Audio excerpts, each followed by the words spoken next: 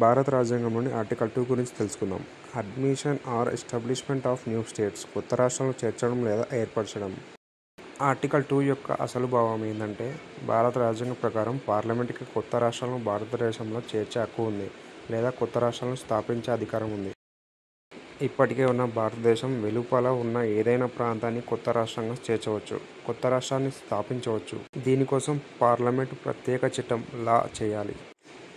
ఉదాహరణలు: 1950 తర్వాత ఫ్రెంచ్ కాలనీలు పుదుచ్చేరి, కరైకల్, యానం భారతదేశంలో కలిసినప్పుడు, 1961 పోర్చుగీస్ పాలనలో ఉన్న గోవా, డామన్, దియు ప్రాంతాలను భారత్లో చేర్చారు. 1975 సిక్కింను భారతదేశంలో కొత్త రాష్ట్రంగా చేర్చారు.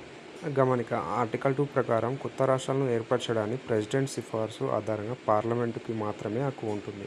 ఇది భారతదేశంలోని ప్రస్తుత రాష్ట్రాల సరిహద్దులు మార్చే అంశం కాదు. అది ఆర్టికల్ 3లో ఉంటుంది.